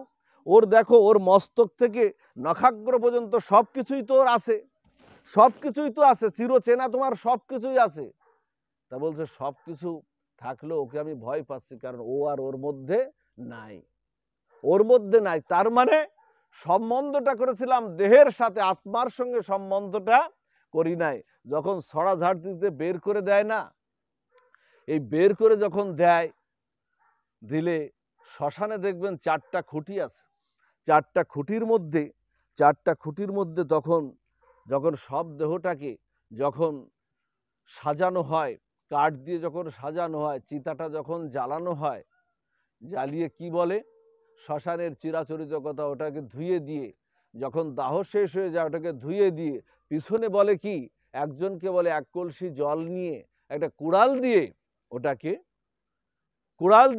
ছিদ্র করে বেঁকে দাও, ওদিকে আর কেউ পিছনে আর কেউ ফিরে তাকিও না। কিন্তু ওই আত্মাটি কেঁদে কেঁদে বলছে, দেহের মৃত্যু হয়েছে কিন্তু আত্মার তো মৃত্যু হয়নি। গীতাই বলেছেন যে নৈনাং সিন্দন্তি শস্ত্রাণি নৈনাং দহতি পাবক ন চৈনাং ক্লেদান্তম্প ন শোষিত মারুত। দেহ নষ্ট হতে পারে, আত্মার কখনো ক্ষয় নাই, আত্মাকে পোড়ানো যায় না, আত্মাকে ভেজানো যায় না, আত্মা অবিনশ্বর, যাকে কাটা যায় না, দহন করা যায় না। গীতার কথা সাংখ্যযোগে দেখবেন এটা বলেছেন। বলছে কেউ আর ফিরে তাকিও না। আত্মাটি কেঁদে কেঁদে বলছেন, প্রভু, গোবিন্দ বলছেন, ওরে, যাদের জন্য তুই সবকিছু জীবনভর যাদের জন্য করলি, যে স্ত্রী পুত্র পরিজনের জন্য সারা জীবন যৌবন দিয়ে দিলি, আমার চরণে শরণাগতিতে আনলি না, একটা প্রণামও করলি না, একটা তুলসী পত্র আমার চরণে চন্দন চর্চিত করে দিলি না, ওরা তোকে দিয়ে গেল এই শ্মশান পর্যন্ত, এর উপরে আর যাওয়ার তো কোনো বান্ধব নাই। বলছে এর উপরে যাওয়ার তো আর কোনো বান্ধব নাই। ওই আত্মাটি কেঁদে কেঁদে বলছে, হে প্রভু, সবাই তো চলে গেল, সবাই বলে গেল, কেউ আর পিছনে ফিরে থাকিও না, সবাই স্বস্বগৃহে প্রত্যাবর্তন করো, সবাই স্বস্বগৃহে প্রত্যাবর্তন করো। কিন্তু আমি তো তোমার চরণ থেকে এসেছি, আমার লক্ষ্য তো, আমি তো থেকে চরণ তো ফিরে চাই। যার মহাসুদূর ওপাকে দুবার বললেন, ওরে, কতকাল ভূতেগার বইবি, আর কতকাল পরের বইবি, আয় আনন্দ লোক মধু মাসে আয়, যে জরা নাই, ব্যাধি ক্ষুধা তৃষ্ণা নাই, আয় ওরে আমার কাছে আয়। তিনি ডাকছেন মহাসিন্ধুর ওপার থেকে, ওই মহাসিন্ধুর ওপার থেকে কি সঙ্গীত ভেসে আসে, ওই মহাসিন্ধুর ওপার থেকে কি ডাকে কাতর প্রাণে, ওরে আয় ছুটে আয়, ওরে আয় ছুটে আয়, আমার কাছে। সন্ধ্যা হলে যেমন মা সন্তানকে ডাকে, ওরে খোকা সন্ধ্যা হয়েছে, ঘরের ছেলে ঘরে ফিরে আয়। অনাদিরাদি সচিদানন্দ ভগবান দুবাহু তুলে জগৎ জীবকে হা গৌর হা নিতাই বলে অনাদিরাদি গোবিন্দ ভগবান ডাকছেন, ওরে আয় ঘরের ছেলে ঘরে ফিরে আয়, আমার কাছে আয়, এছাড়া তোর যাওয়ার আর কোনো বান্ধব। সেই একবার দেন মা, সেই পতিত পাবন সেই ভগবানকে আমরা চিনলাম না। ওই যে কলসিটা না মা, ওই কলসিটা হলো আমাদের দেহ, এগুলো দর্শন। ওই চারটা খুঁটি হলো আমাদের ধর্ম, অক্ষ, কাম, মোক্ষের প্রতীক, যা সংসারে আমাদের ঘুরে ফিরে বেড়ায় বা আসে। চারটা খুঁটি শুধু খুঁটি না, ওটা ধর্ম, অর্থ, কাম, মোক্ষের প্রতীক। আর কলসিটা হলো আমার দেহ, ওর মধ্যে জলটা হলো আত্মা, জলটা হলো আত্মা। কখন যে বলছে, কখন তোমার এই দেহটা থেকে ওই আত্মাটাকে বের করে নিয়ে যাবে, এর কোনো সময় সেকেন্ড দিনক্ষণ তো নাই। এই জন্য সেই পতিত পাবন ভগবানকে আমরা চিনলাম না। তিনি আমার হৃদয়েই আছেন, কিন্তু আমরা চিনলাম না। তাই তো কবিগুরু রবীন্দ্রনাথ ঠাকুর, ঋষি কবি রবীন্দ্রনাথ ঠাকুর গভীর রজনীতে শান্তিনিকেতনে লিখেছিলেন, বসে বসে গভীর রজনীতে, আমার হিয়ার মাঝে তুমি লুকিয়েছিলে, আমি দেখতে তোমায় পাইনি। দেখেছে কি মা কখনো তাকিয়ে দেখেছে? তিনি তোমার হৃদয়ে আছেন বলেই তো কথা বলছি, হাত পা গুলো নড়ছে। তিনি লিখেছিলেন, ঋষি কবি রবীন্দ্রনাথ ঠাকুর, বিশ্বকবি, আমাদের কাছে তিনি ঋষিও কবি, আমার হিয়ার মাঝে তুমি লুকিয়েছিলে, আমি দেখতে তোমায় পাইনি। ওগো আমি বাহির পানে চোখ মেলেছি, আমার হৃদয় পানে তো আমি চাইনি। আমার সকল দুঃখ বেদনা যন্ত্রণায় তুমি ছিলে আমার কাছে, ওগো আমি তোমার কাছে তো যাইনি, আমার হৃদয় মাঝে তুমি লুকিয়েছিলেন, আমি দেখতে তোমায় পাইনি। কবে জাগবে তার জন্য? কবে তার জন্য এই প্রেরণা জাগবে? কবে সম্বন্ধটা জাগবে যে তিনিই আমার প্রকৃত সম্বন্ধ? এই সম্বন্ধটা আমাদের নিরূপণ করা যায়। আমরা প্রতিদিন ভগবানের চরণে যত অপরাধ করি না মা, প্রতিদিন ভক্ত হোক আর অভক্ত হোক, প্রতিদিন ভগবানের চরণে অনেক অপরাধ আছে। সেবা অপরাধ, নাম অপরাধ, ভজনে অপরাধ, বহু অপরাধ আছে। এই অপরাধ যদি কোনো মানুষের সাথে আমরা করতাম না, আমাদেরকে কেউ ক্ষমা করতো না। কিন্তু গোবিন্দ কখনো, তিনি পতিত পাবনী, তিনি আমাদের এই অপরাধ দেখেন না। কৃষ্ণ তোমার হই যদি বলি একবার, সারাদিন অপরাধ করে কৃষ্ণ তোমার হই যদি বলি একবার, ভববন্ধন হইতে কৃষ্ণ করেন তারে পার। একবার, মাত্র একবার, মাত্র ভক্তি সহকারে দুবাহু যদি একবার তুলতে পারি, ভববন্ধন হইতে তিনি করেন তারে পার, এবং আপনার সমস্ত পাপ তিনি নিজেই নিয়ে নেন শরণাগতির সাথে সাথে। এই জন্য বলি কি মা, তিনি পতিত পাবনী, তার চরণে অপরাধ আমাদের আছে, কিন্তু জীবনটাকে যদি ধন্য করতে হয়, তাহলে গোবিন্দের চরণে শরণাগতিটা দরকার, সম্বন্ধটা নিরূপণ করা আমাদের প্রয়োজন।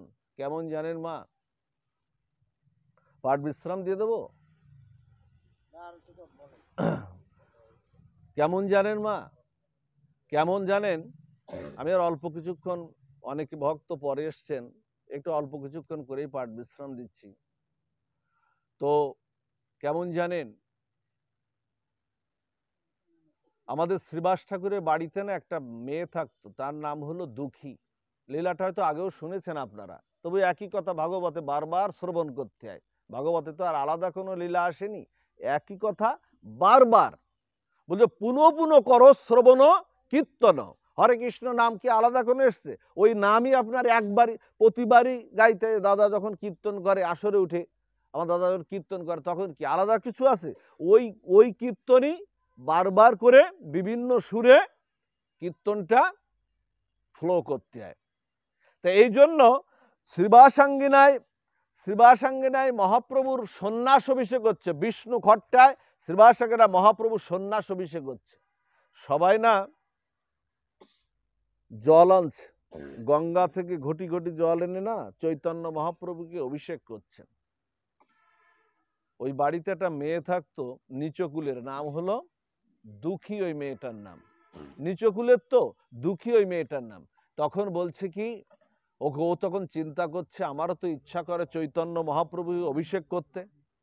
বলছে আমারও তো ইচ্ছা করে, খেয়াল দিন মা, আমারও তো ইচ্ছা করে চৈতন্য মহাপ্রভুকে অভিষেক করতে, তার চরণটা ধৌত করতে, কিন্তু আমার তো অধিকার নাই, আমি যে নিচকুলের, আমার তো অধিকার নাই। আবার ভাবছে এক ঘটি জল এনে না, এক ঘটি জল এনে একটা পিলারের কোনায় না আড়ালে রেখে দিয়েছে। ভাবছে কবে তোমার কৃপা হবে, কবে সুজন্ম পাবো, ভালো জন্ম পাবো, কবে তোমার কৃপা হবে আর সুজন্ম পেয়ে তোমার মতো চৈতন্য মহাপ্রভুর আমি চরণ ধৌত করতে পারবো আর মস্তক অভিষেক করতে পারবো। এই ভরসায় না, দেখুন এই ভরসাটা জাগিয়ে রাখুন, ভরসাটা জাগিয়ে রাখুন। মুকুন্দ দত্তকে আপনাদের বলি, একটার মধ্যে আরেকটা প্রবেশ করে। মহাপ্রভু যখন মহাপ্রকাশে যখন সবাইকে কৃপা করছেন, চৈতন্য মহাপ্রভু কৃপা করছেন, তার মধ্যে নিত্যানন্দ, হরিদাস বা অন্যান্য বহু ভক্তকে কৃপা করছেন বিভিন্ন ভাবে। হঠাৎ করে ওখানে মুকুন্দ দত্ত উপস্থিত। মুকুন্দ দত্ত তখন, মুকুন্দ দত্ত কাছে মহাপ্রভু যাচ্ছেন না, আর মহাপ্রভু তাকে দর্শনও দেবেন না, অপরাধ ছিল কিছু, এখন দর্শনও দেবেন না। তখন বলছেন কি জানেন, তখন বলছে তোমাকে চৈতন্য মহাপ্রভু দর্শন দেন না, তোমাকে কোটি কল্পকাল পরে তোমার মুক্তি হতে পারে, তোমাকে দর্শন দেবে, চৈতন্য মহাপ্রভু বলেছেন। মুকুন্দ দত্ত দুবাহু তুলে নাচছেন, নৃত্য করছেন। উদ্ধারণ দত্ত, মুকুন্দ দত্ত দুবাহু তুলে নৃত্য করছেন। বলছে কোটি কল্পকাল পরে হলেও চৈতন্য মহাপ্রভু আমাকে দর্শন দেবেন। দেখুন ভরসাটা জাগিয়ে রেখেছে। যেই না বলেছেন কোটি কল্পকাল পরে দর্শন দেবেন, তাতেই তিনি নৃত্য করছেন। কত বড় ভরসা আর উৎকণ্ঠা। বলছে উনি তো বলেছেন আমাকে দর্শন দেবেন, হোক সে কোটি কল্পকাল পরে। হঠাৎ করে মহাপ্রভু কি করছে জানেন, ওর ওই ভাব দেখে না, ওর ওই উৎকণ্ঠা দেখে, ওর ওই বিশ্বাস দেখে, ওর ওই ভরসা দেখে চৈতন্য মহাপ্রভু মুকুন্দ দত্তকে ডেকে পাঠিয়েছেন নিত্যানন্দকে দিয়ে। এই ভরসাটা জাগিয়ে রাখতে হবে। আজকে দুঃখী এক ঘটি জল এনে রেখে দিয়েছেন পিলারের আড়ালে, একটা পিলারের আড়ালে রেখে দিয়ে বলছেন প্রভু কবে সুজন্ম হবে, কবে তোমার সুজন্ম পেয়ে তোমার সেবা করতে পারবো, কবে সুজন্ম হবে, কবে কৃপা হবে। এই না জলটা রেখে দিয়েছেন। জানেন চৈতন্য মহাপ্রভু যখন সন্ন্যাস অভিষেক যখন প্রায় শেষের পথে, সবার দেওয়া শেষ হয়ে গেছে, হঠাৎ করে চৈতন্য মহাপ্রভু বলছেন কি, এই তোমাদের বাড়িতে একটা মেয়ে থাকে না শ্রীবাস, তা বলছে থাকে প্রভু, থাকে প্রভু। বলছে কি নাম জানি তার, বলছে দুঃখী নামে একটা মেয়ে থাকে। বলছে ওকে একটু ডাকো তো, ওকে একটু ডাকো তো। হঠাৎ করে না যেই না ডেকেছেন আস্তে আস্তে নিত্যানন্দ বলছে যা যা, প্রভুর কৃপা হয়েছে, যা যা। ও না মাথা তুলতে পারছে না, নিচকুলের তো মাথা তুলতে পারছে না, কিন্তু কৃষ্ণ ভজনটা এমন, এখানে উঁচু নিচু কোনো ভেদাভেদ নাই। নিচকুল নহে কৃষ্ণ ভজনে অযোগ্য, সৎকুল বিপ্র নহে কৃষ্ণ ভজনে যোগ্য। যেই ভজে সেই বড়, বোঝা গেছে কথাটা মা? যেই ভজে সেই বড়, অভক্ত হিংচার, কৃষ্ণ ভজনে নাহি জাতি কুলাদি বিচার। বন্যার জল এলে, বন্যার জল কি বলে, আমি বড় লোকের বাড়িতে ঢুকবো, গরিবের বাড়িতে ঢুকবো না, এমন কি বলে? বন্যার প্লাবিত স্রোত দ্বারা মাঠঘাট নদী কুয়োকে সব একত্রে এক করে দেয়। এখানে বড় লোক গরিব লোক ধনী দেখে না তো। তেমনি চৈতন্য মহাপ্রভুর যে নাম প্রেম বন্যা, এটা সবাইকে এক করে দিয়েছে। বলছেন তাকাতে পাচ্ছেন না, চৈতন্য মহাপ্রভুর চরণে গিয়ে বলছেন কি জানেন, বলছেন প্রভু, প্রভু আদেশ করো প্রভু। তা বলছে হ্যাঁ রে দুঃখী, আমার দিকে তাকা। বলছে প্রভু আমি নিচকুলের, তোমার দিকে তাকানোর যোগ্যতাও আমার নাই, আমি নিচকুলের তাকানোর যোগ্যতাও আমার নাই। বলছে তাকা না আমার দিকে, তাকিয়ে না, বলছে তুই না আমার চরণ ধৌত করতে চেয়েছিস, মস্তক অভিষেক করতে চেয়েছিস, দে না আমার মস্তক অভিষেক করে, চরণ ধৌত করে। যেই না এই কথা বলেছেন, লুটিয়ে পড়েছে প্রভুর চরণে, বলছে প্রভু তুমি আমার জল কেন নেবে, তুমি তো সাক্ষাৎ ব্রজেন্দ্র নন্দন, করুণায় অবতীর্ণ কলৌ, তুমি তো সাক্ষাৎ করুণা করতে অবতীর্ণ, তুমি আমার জল কেন না? বলতে তোর জল নেব বলেই তো ডাকছি, দে না, আমার চরণ ধৌত করে মস্তক অভিষেক করে দে না।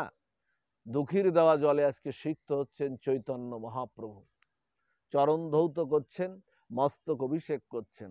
জল দেওয়া শেষ হলে না, জল যখন দেওয়া শেষ হলো, জল দেওয়া শেষ হলে চৈতন্য মহাপ্রভু সবাইকে ডেকে বলছে, শোনো, আজ থেকে ওর নাম আমি দুঃখী রাখলাম না, আজ থেকে ওর নাম রাখলাম আমি সুখী। যারা গৌর গোবিন্দের যারা সেবা করে তারা কখনো দুঃখী হতে পারে না, তারা সুখী। এই জন্য সেই সেবাটা করুন। প্রকৃত ধনী যদি হতে চান, কৃষ্ণ ধনে ধনী হতে হবে। সুখটা যদি পেতে চান, মহাপ্রভুর সেবা করুন, ভগবানের সেবা করুন। সবশেষে বলি, যে জায়গাটায় আপনাদের, যে জায়গাটায় নিয়ে আমি পাঠ বিশ্রামটা একটু করব, সেই জায়গাটা হলো মা, আগুনের ধর্মটা কি মা? আগুনের ধর্মটা তো ওর পোড়ানোর শক্তিটাই আগুনের ধর্ম নাকি? ও পুড়িয়ে দেয় তো আগুন। আগুনের ধর্ম হলো ওর দহিকা শক্তি বা পোড়ানোর শক্তিটাই আগুনের ধর্ম। খেয়াল দিন এই লীলাটা। জলের ধর্ম কি? জলের ধর্মটাকে ভেজানো বা স্নাত করা, ভিজিয়ে দেওয়া বা স্নাত করা। আচ্ছা, চিনির ধর্ম কি? মিষ্টতা প্রদান করা। আগুনের ধর্ম যদি ওর দহিকা শক্তি, পোড়ানোর শক্তিটা হয়, চিনির ধর্ম যদি মিষ্টতা হয়, জলের ধর্ম যদি ভেজানো বা স্নাত করা হয়, আমি যদি আপনাদের কাছে এখানে প্রশ্ন রাখি, তাহলে মানুষের ধর্মটা কি? মানুষের ধর্মটা হলো নিত্য, বলছে একদিন দুই দিন না, নিত্য রাধা গোবিন্দের সেবায় যুক্ত হওয়া। তাই যত বাধাই আপনারা আসুক। আমাদের এক রাজা ছিলেন না, বলি মহারাজা, আপনারা শুনেছেন নাম? বলি মহারাজার নাম শুনেছেন তো? প্রহ্লাদের পুত্র কে ছিল? বিরোচন। বিরোচনের পুত্র হলো বলি মহারাজ। এই বলি মহারাজ বিশাল একটা যজ্ঞ করছেন, খেয়াল দিন, বড় একটা যজ্ঞ করছেন। দেখুন ভগবানের সেবা হলে কিভাবে তিনি গুরুদেবকেও ত্যাগ করছেন, যজ্ঞ করছেন। এই যজ্ঞে দেবতা, মুনি, ঋষি, অসুরকুল সবাই এসেছেন। আর বলি মহারাজ তার শক্তির দ্বারা সমস্ত ত্রিভুবন জয় করেছেন, স্বর্গমত্ত পাতাল সব জয় করে ফেলেছেন। এমন বলি মহারাজের শক্তি। প্রহ্লাদের পুত্র প্রহ্লাদ ভগবানকে লাভ করেছিলেন না? নৃসিংহ ভগবানকে লাভ করেছিলেন না? উদ্ধার করেছিলেন না প্রহ্লাদকে? তো এখন যখন উনি এসেছেন, যখন যজ্ঞ করছেন, এই যজ্ঞে উনি দান করছেন, বলে যে যা আজকে চাইবে সব কিছু দেবো। যজ্ঞ কি মা? যজ্ঞ আমরা যারা করি, যজ্ঞের উদ্দেশ্য কি? নেওয়ার না, যজ্ঞের উদ্দেশ্য হচ্ছে দেওয়ার। যারা নেওয়ার চেষ্টা করে তা না, যজ্ঞ উদ্দেশ্য আছে আজকে আমি দিয়ে দেব। কি দিব? সেবা দিব, অন্ন দিব, বস্ত্র দিব। এই হলো যজ্ঞের, হরে কৃষ্ণ মহামন্ত্র, এটা যজ্ঞের প্রকৃত উদ্দেশ্য। এখন এই যজ্ঞস্থলে গুরুদেব শুক্রাচার্যকে নিয়ে, অসুরকুলের গুরুদেব হলেন শুক্রাচার্য, আর দেবতাকুলের গুরুদেব হলেন বৃহস্পতি। গুরুদেব শুক্রাচার্যকে নিয়ে চতুর্দিকে একটু ঘোরাফেরা করে দেখাশোনা করছেন। আচ্ছা, দেখাশোনা যখন করছে, এর মধ্যে হঠাৎ একজন ছোটখাটো একজন বেটে মানুষ প্রবেশ করেছে। খেয়াল দিন মা, ঠিক এতটুকু একজন ছোটখাটো বেটে মানুষ ওই যজ্ঞস্থলে প্রবেশ করেছে।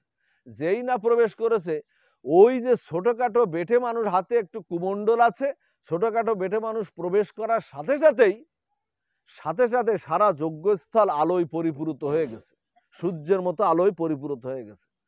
হঠাৎ করে বলি মহারাজ হাত জোড় করে প্রণাম করে বলছেন, কে আপনি? কে আপনি ঋষিবর? কে মহাত্মা আপনি?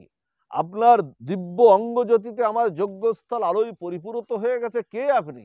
আসন গ্রহণ করুন। তখন উনি বলছেন, ওই ছোটখাটো বেটে মানুষ, উনি বলছে আমি বসতে পারি, আমার 3 পদ জায়গা চাই, আমি বসতে পারি তোমার এখানে, 3 পদ জায়গা চাই।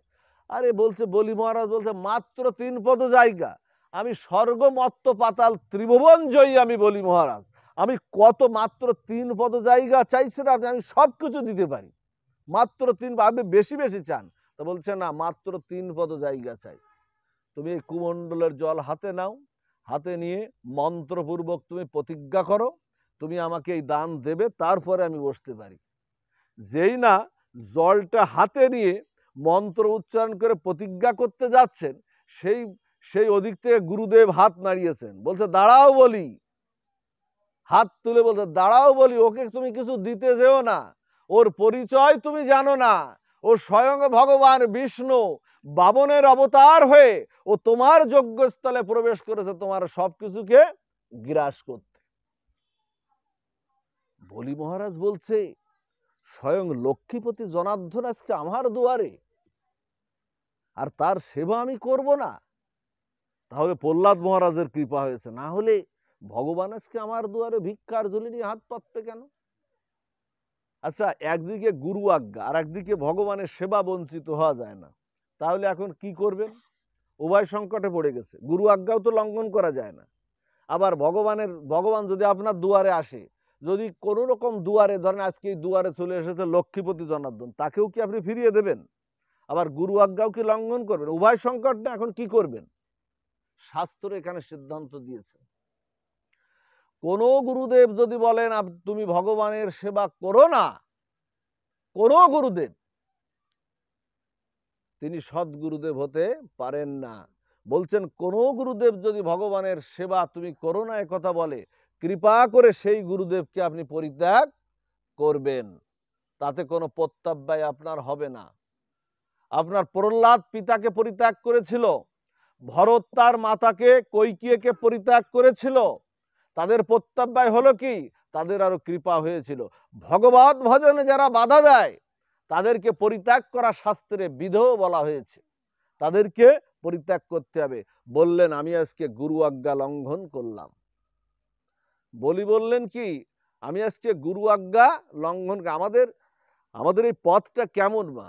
আমাদের পিতামাতা পাঠিয়ে দেয় পাঠশালা গুরুর কাছে, পাঠশালা গুরু পাঠিয়ে দেয় শিক্ষা গুরুর কাছে, শিক্ষা গুরু পাঠিয়ে দেয় দীক্ষা গুরুর কাছে, দীক্ষা গুরু পাঠিয়ে দেয় হরিদাস ঠাকুরের কাছে, হরিদাস ঠাকুর পাঠিয়ে দেয় অদ্বৈত আচার্যের কাছে, অদ্বৈত আচার্য পাঠিয়ে দেয় নিত্যানন্দের কাছে, নিত্যানন্দ পাঠিয়ে দেয় বিষ্ণুপ্রিয়ার কাছে, বিষ্ণুপ্রিয়া পাঠিয়ে দেয় মহাপ্রভুর চরণে, মহাপ্রভু পাঠিয়ে দেয় মাধবী সেবার কাছে, মাধবী সেবা পাঠিয়ে দেয় সেবাকুঞ্জে, সেবাকুঞ্জ পাঠিয়ে দেয় ব্রজধামে, ব্রজধাম পাঠিয়ে দেয় শ্যামকুণ্ডে, শ্যামকুণ্ড পাঠিয়ে দেয় রাধাকুণ্ডে, রাধাকুণ্ড পাঠিয়ে দেয় সিদ্ধ গোপীর কাছে, সিদ্ধ গোপী পাঠিয়ে দেয় নিত্য গোপীর কাছে, নিত্য গোপী পাঠিয়ে দেয় রাধারানীর চরণে, আর রাধারানী পাঠিয়ে দেয় শ্রী গোবিন্দের চরণে, আমাদেরকে সমর্পিত করে দেয়। এই হলো আমাদের পথ। একবার দেন না, একবার দেন। আপনারা বলতে পারেন, বাবা এতগুলো সিঁড়ি যাব কি করে? বহু সিঁড়ি না, এতগুলোর সিঁড়ি যাব? একটা সিঁড়ি আশ্রয় করলেই তিনি যদি সদ্গুরু পদ্ম হন, এতগুলো সিঁড়ি উপরে আপনাকে সেই ব্রজ নিকুঞ্জ দুয়ারে গোবিন্দ রাধা মাধব যুগলের সেবায় তিনি যে সদ্গুরুদেব হন। এই যে আপনারা বড় বড় বিল্ডিংগুলো দেখেন না, একটা সুইচ চাপলেই, লিফটের একটা সুইচ চাপলেই আপনি 30 তলায় উঠে যাচ্ছেন, তেমনি সদ্গুরু পদ্ম আশ্রয় করলেই এত দূর উপরে আমরা উঠে যাব। তেমনি আজকে বলছেন আমি গুরু আজ্ঞা লঙ্ঘন করলাম, নেন আপনার 3 পদ জায়গা।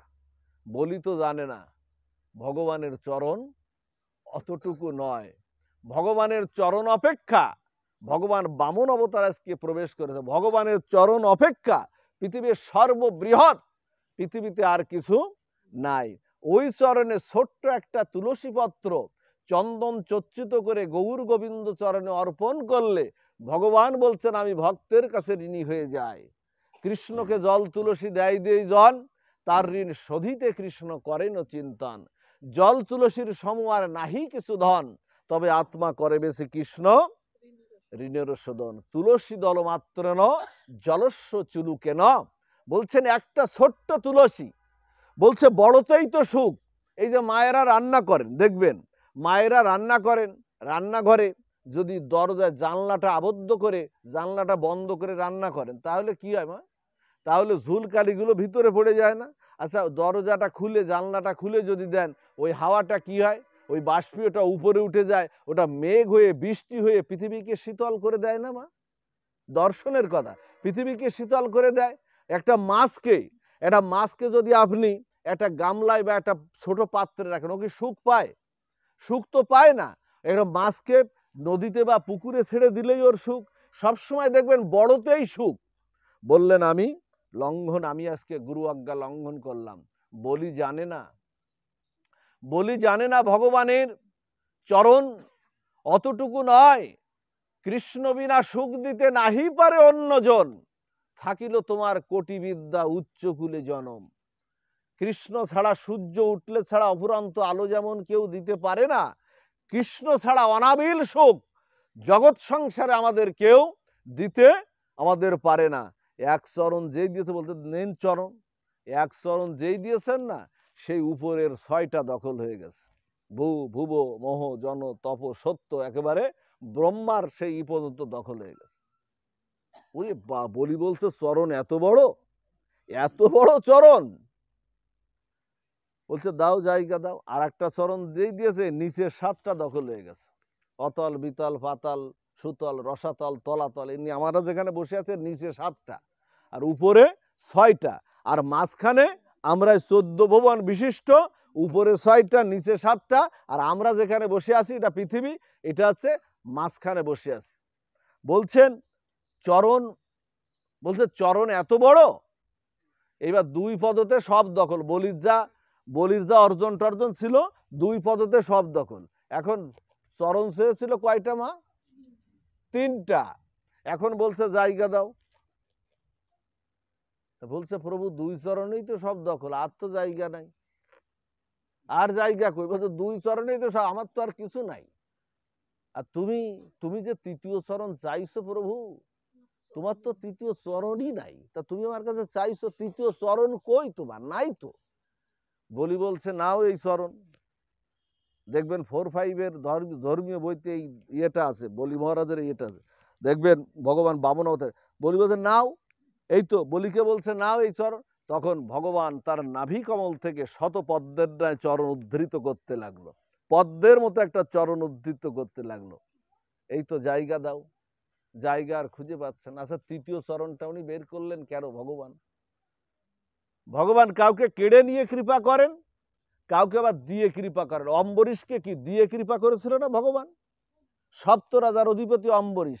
আবার কাউকে আজকে বলিকে কৃপা করছেন, অম্বরীশকে দিয়ে কৃপা করেছিলেন, ধ্রুবকে দিয়ে কৃপা করেছিলেন, আজকে বলিকে কেড়ে নিয়ে কৃপা করেন। কেড়ে নিয়েও তিনি কৃপা করেন, তার কৃপার মহিমা বোঝা বড় মুশকিল।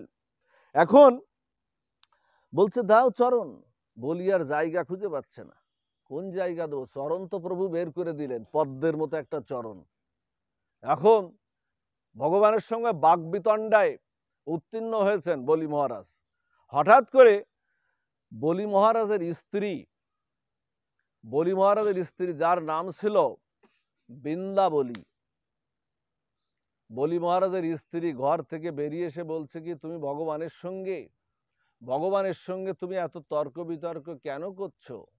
তোমার সবকিছু নিতে পারে ভগবান, তোমার মস্তকটা, তোমার মহামূল্যবান জিনিসটা এখনো নিতে পারেনি। তো বলছে কি সেটা? তো বলছে মস্তকটাই তো তোমার নিতে পারেনি।